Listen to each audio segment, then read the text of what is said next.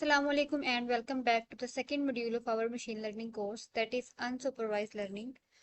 Last lecture में हमने देखा था कि हायरार्किकल क्लस्टरिंग होती क्या है, उसमें एग्लोमरेटिव अप्रोच क्या होती है, डिविजिव अप्रोच क्या होती है और किस तरह से एग्लोमरेटिव और डिविजिव अप्रोचेस में क्लस्टर्स मर्ज होते हैं या फिर स्प्लिट होते हैं।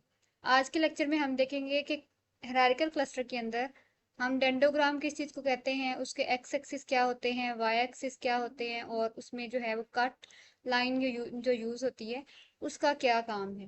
तो डेंडोग्राम एक्चुअली क्या क्या होता है, पहले हम ये डिस्कस कर लेते हैं। Dendrogram is something that is like tree like diagram.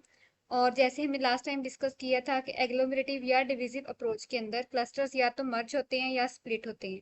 अब वो मर्जिंग और स्प्लिटिंग के सीक्वेंस के अकॉर्डिंग जो है वो उस डिस्टेंस के अकॉर्डिंग एक ट्री लाइक शेप बन जाती है, उसको हम कहते हैं डेंडोग्राम। अब क्योंकि हमारे पास नंबर ऑफ क्लस्टर्स पहले से जो है वो स्पेसिफाइड नहीं होते, तो जिस तरह से ये सीक्वेंस बनता है और बाद में जो ट्री लाइक शेप बनती है, इसी के बाद हमें जो है वो नंबर ऑफ क्लस्टर्स अपने मिलते हैं। अब एक्सिस इसमें दो तरह के होते हैं, एक्स एक्सिस और वाई एक्सिस। एक्स एक्सिस में इंडिविजुअल डाटा पॉइंट्स आ जाते हैं, जैसे हमने लास्ट टाइम डिस्कस किया था इस लास्ट लेक्चर में कि हमारे पास 5 डाटा पॉइंट्स थे, A B C D and E. ठीक है, इन डाटा पॉइंट्स को हम एक्स एक्सिस पे रखते हैं। और वाई एक्सिस पे क्या आता है कि जिस तरह से ये पॉइंट्स जो है वो मर्ज होते हैं, जिस डिस्टेंस पे ये मर्ज होते हैं वो वाई एक्सिस पे डिस्टेंस आ जाता है। तो इस तरह से हमारे पास एक ट्री लाइक स्ट्रक्चर बन जाता है जिसको हम बोलते हैं डेंडोग्राम। अच्छा, अब कट क्या होता है एक्चुअली।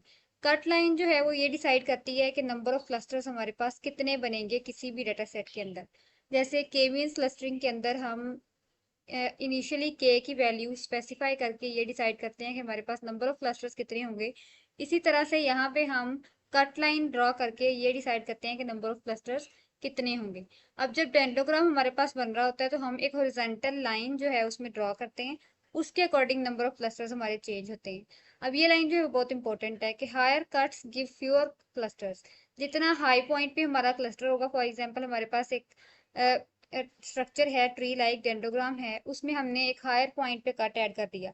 अब उसके जो नीचे के सारे पॉइंट्स हैं वो सारे मर्ज होके एक ही क्लस्टर के अंदर ऐड हो जाएंगे या बहुत कम क्लस्टर्स में ऐड हो जाएंगे। तो हायर कट्स में क्या होगा, हमारे पास कम क्लस्टर्स होंगे और हो सकता है कि वो ज्यादा कॉम्पैक्ट क्लस्टर्स ना हो, ज्यादा टाइट क्लस्टर्स ना हो और ज्यादा अच्छे क्लस्टर्स ना हो।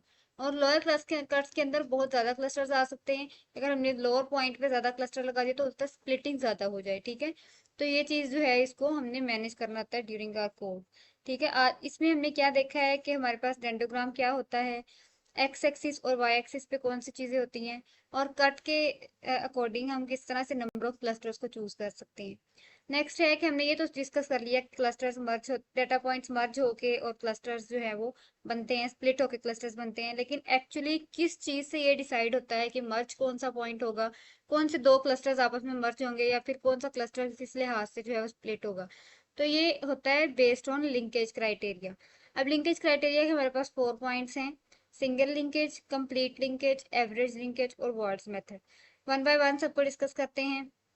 सिंगल लिंकेज में क्या होता है कि हमारे पास दो क्लस्टर्स अगर हैं तो उसके दोनों क्लस्टर्स के क्लोजेस्ट पॉइंट्स को लेके उनका डिस्टेंस कैलकुलेट करके हमने जो है वो लिंकिंग करनी है, क्लस्टर बनाना है और मर्जिंग भी उन्हीं दो क्लोजेस्ट पॉइंट्स की बेस पे होगी।